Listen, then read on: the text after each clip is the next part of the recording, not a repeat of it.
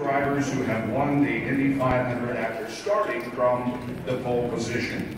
We'd like to give special thanks to our presenting sponsors, Shell and FuelRewards.com, for their support of tonight's event, along with premier sponsors Firestone, the Harding Group, and the American Dairy Association. First, we want to recognize some esteemed guests this evening, starting with some folks who have actually raced in the Indianapolis 500. The list is quite long, so if you would want to call your name, just give us a wave, and please hold your applause until I've finished with the list. And this is in no particular order.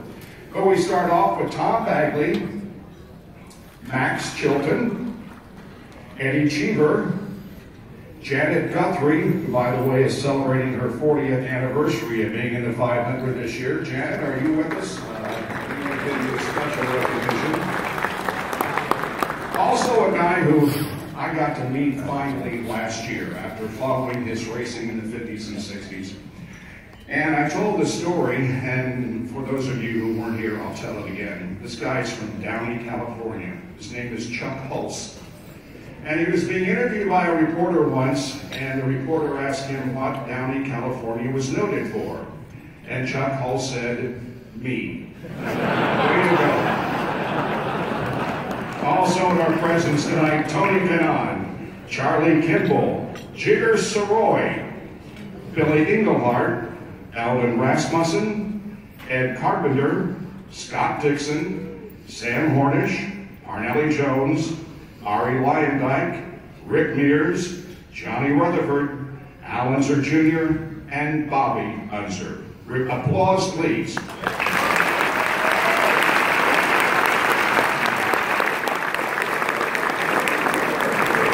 In the esteemed guest category, John Menard, Roger Penske, Chip Ganassi, and Don Prudhomme is with us tonight. So welcome.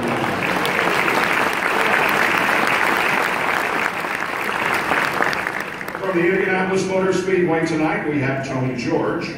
From the Indianapolis Motor Speedway Foundation Board of Directors, we have Tony George, Robert Dyson, Fred Nation, and Howard Sheeran. Thanks to you for showing up.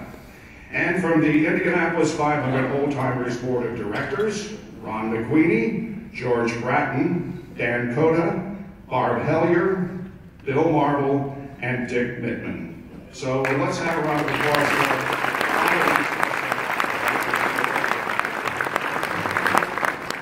We get things going by welcoming back the president of the International Association of Old Timers. And yes, that is Ed Carpenter you are seeing to the left of the screen. Award for Lifetime Achievement in And no, I'm not zoomed in.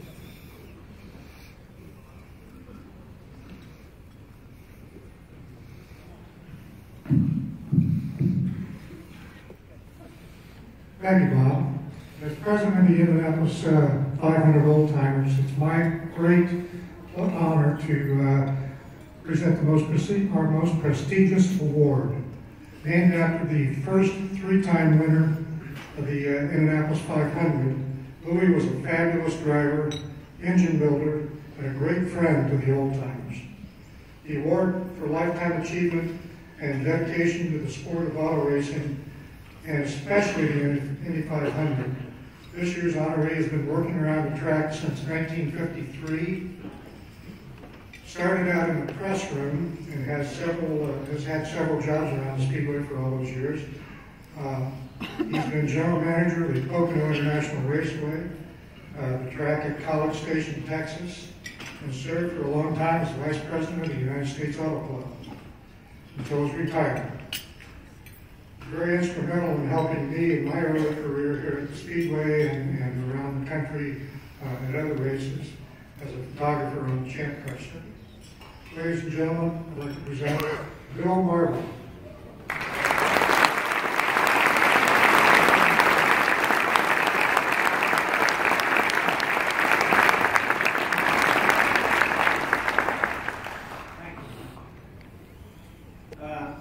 First of all, before I get into accepting this award, I'd like to see if you all agree with me that the best photo that we've had this year at the Speedway, when was in yesterday's television and paper when Sebastian Bourdais walked out of the hospital. Yes. That was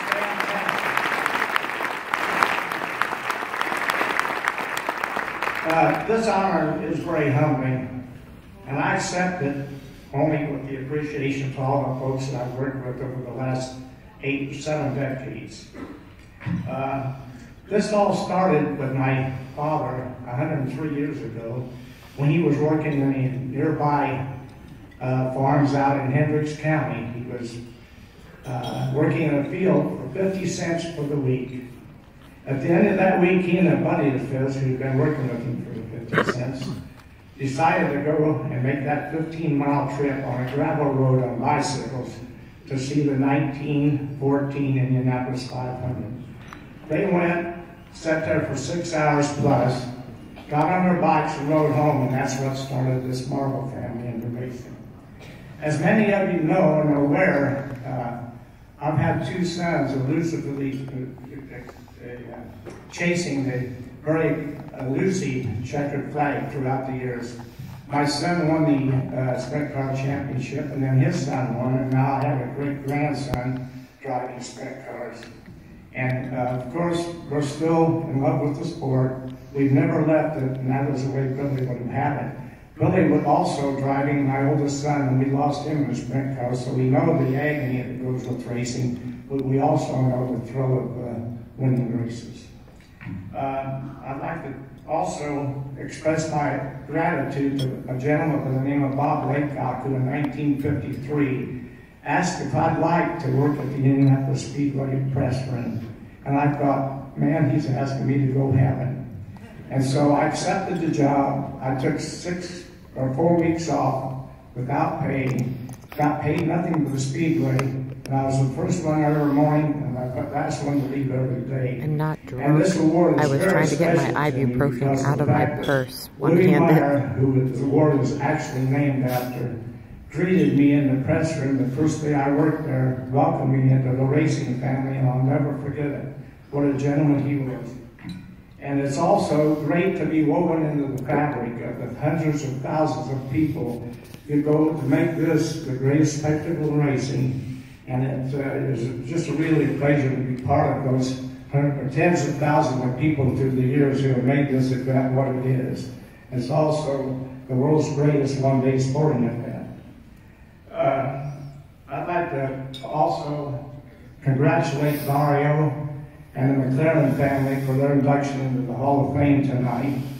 And the 11 drivers who had started on the pole and won the race, I'd like to thank them for everything they've done, and I salute them. I'd like to also wish Godspeed to the PD drivers in this, my 73rd consecutive 500-mile race. And Al Jr., if you think that Indy, people don't know what Indy means to them, I do. At this time, I'd like for all of you to help me thank my family who's been behind me for the last 70-some years, being here and being involved in the race in some manner. So I'd like for you to have my family stand at this time. I know a lot of the winners of the race bring their crew up. Well, this is my crew, so crew, would you stand up, please? Thank you all very much for that. And thank you very much.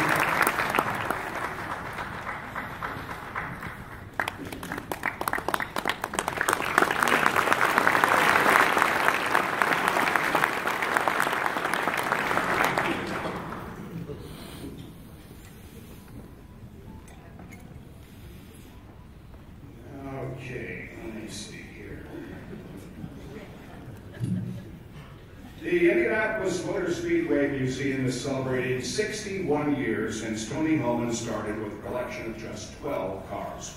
The museum has been at its current home for the last 41 years and is undergoing some major changes to better preserve and present the legacy of the greatest spectacle in racing. In May this year, 6,000 square feet of new exhibit space was created in the north end of the building, looking out into the infield. 10 touchscreen displays were also added showing some of the museum's iconic cars like the Marvin Wasp and Wilbur Shaw's Maserati in action. Currently, A.J. Foyt, a legendary exhibition presented by ABC Supply, is on display and features nearly 3 dozen Foyt cars, many not seen in the museum before, and exclusive memorabilia from the Auto Racing Hall of Famers home in Texas. It's the largest exhibit the museum has ever done on an individual driver and will be open through October. Tonight we have a number of Hall of Fame members in the audience, and we're honored to have them here with us. Please stand or wave as I call your name, and again, hold your applause, if you will, until I get through the entire list. Phil Casey, Donald Davidson, A.J. Foyt, Paul Goldsmith, Chip Ganassi, Arnelli Jones, Ari Lyondike, Rick Mears, Leo Mell, Sonny Meyer Jr., Roger Penske, Johnny Rutherford, Bill Simpson, Bobby Unser, and Al Unser Jr. Congratulations.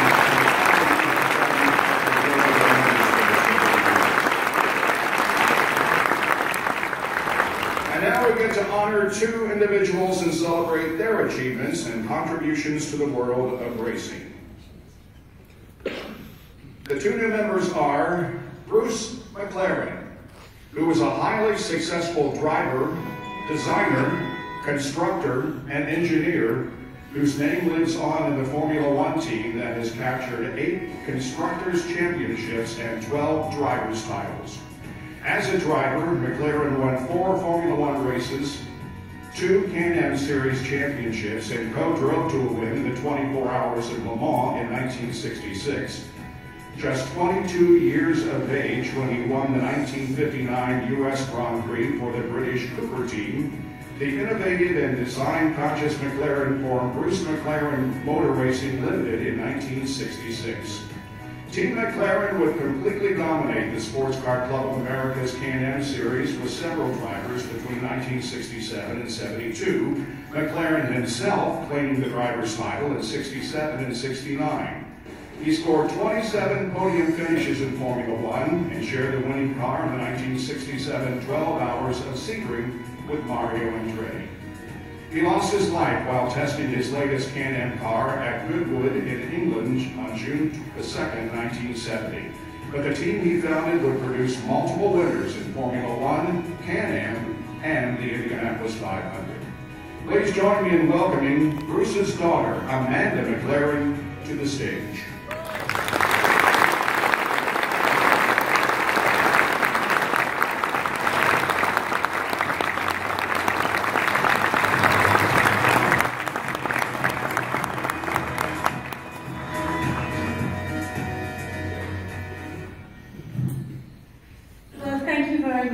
It's fabulous to be here on behalf of my father to accept this award.